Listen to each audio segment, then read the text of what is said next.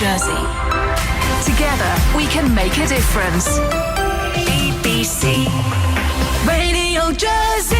Now, there's less than an hour until the States resumes its latest sitting, and more often than not, that's them talking about something that makes you think, oh, wow, it's about time they got round to that. Today, we are likely to hear something that will make you think, oh, haven't I heard this before, though? The big discussion on the table is about Samarès Ward and the future of rehabilitation facilities in the islands, as we've been talking about over the last half an hour.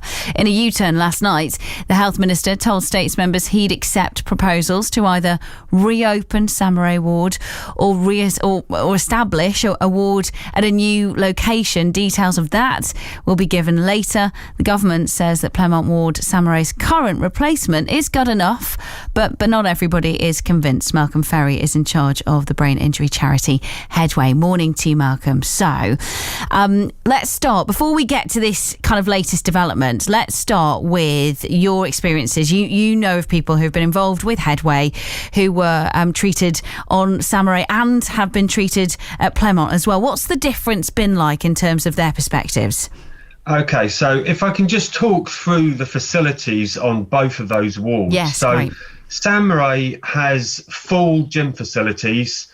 Plymouth doesn't meet the NICE standard guidelines for the acceptable standards of care.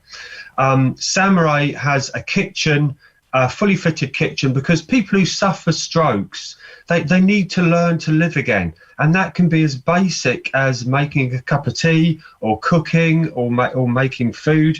And there was a whole kitchen set up so that people can relearn those lifestyles. Plymouth, by comparison, has a kettle and a toaster. That is not a replacement for the facilities that were at Samarès. Samarès had adequate space. It had 27 beds. People had the option of having their own room. Plymouth, by comparison, is one ward with 6 male beds, 6 female beds split over 2 bays. That they are worlds apart. And I think the important thing to get across here is what's come across in all the conversations that I've had is the staff are fantastic. This is not about the staff. Yeah. They are caught in the middle of this. This is about facilities. And actually, it doesn't really matter where the building is, as long as the facility is up to scratch and up to standard. And you cannot fit, so just to finish, Ashlea, if you cannot fit a rehabilitation facility in a one ward in a hospital, it's as simple as that. And how has this affected the quality of care? Because as you say, staff there are doing all they can, but it does sound as though the quality has been affected, even though the government says Plymouth Ward offers the same services. Yeah, so quality of care has not been affected in terms of the staff, inputting, but where it has been affected is in terms of the facilities that are available to people who are suffering from, their stroke journey.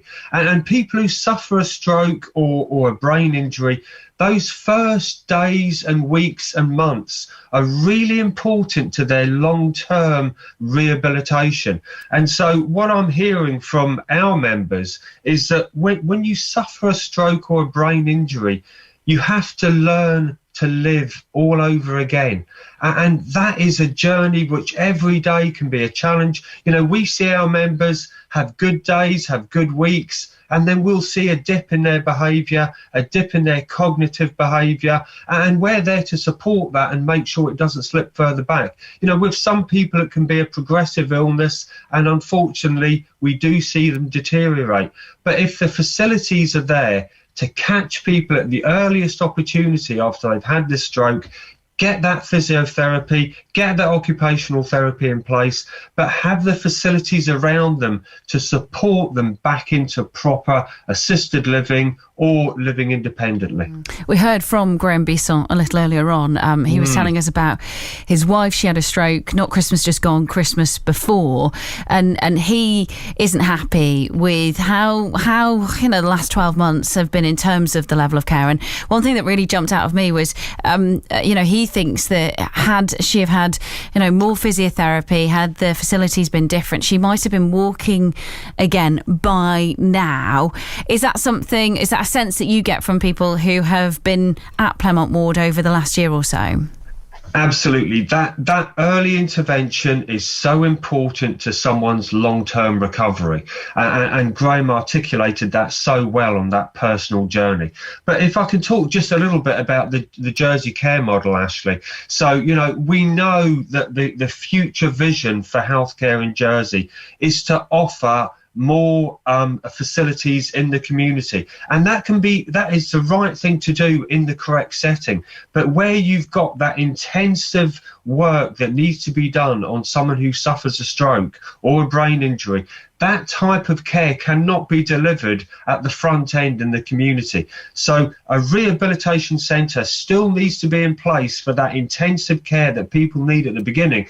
Then as their journey progresses, that care of course can be devolved into the community. But the Jersey care model, whilst the vision is there, and by and large we are fully behind most of the proposals in the care model, there are certain illnesses and certain conditions that just don't fit that criteria, Ashley. So we've heard, haven't we, this morning that Deputy Renouf has now accepted Senator Pallett's proposals to open either reopen Samarès, we'll find out the details, or find a new suitable home for the service. He is going to tell members of the details of that today in the States. You must be feeling more hopeful now that things are going to improve. Far more hopeful.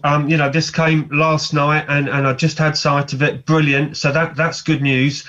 But what's important here is whatever happens, it's done in an expedient way, and we get back to the facilities wherever it is that Samarès was offering. Now that might be as an interim measure, we get back to Samarès, and I don't want that to sound like a retrograde step, because it's not. It's reinstating something that we should never have lost. Now even if that is an interim measure until a new building or it's moved somewhere else, that's fine, as long as it is proper rehabilitation facility. And actually looking at the hospital plans for the new hospital, that rehabilitation facility does not feature in the new hospital plan. So the hospital has been the bane of many people's lives over the last decade, but actually we're reaching towards the end of that journey, and sometimes the hardest mile is the last mile, when people actually recognize how this is going to shape up and how it's going to look.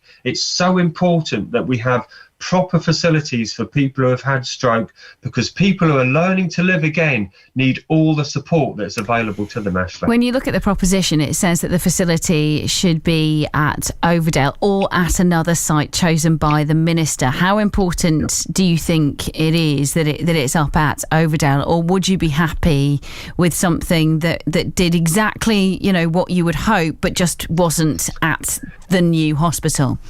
Yeah, it's got to do exactly what Samarès did, and Plymouth is not doing exactly what Samarès did. And if you move that to another ward on another hospital, it won't do what Samarès did. So we need to completely understand the facilities that were available, the care that was available, and the outcomes that were brought about by Samarès. And Plymouth, unfortunately, just does not measure up to those outcomes. And when you say, things need to be sorted out in an expedient way, you want this done quickly, don't you? How Absolutely. Realistic is it that you could just reopen Samarès Ward and pick up where, was left off in May of 2020? Is that something that can literally happen overnight? Well, it would happen quicker than relocating to a completely new facility or getting the planning permission, which can be cumbersome.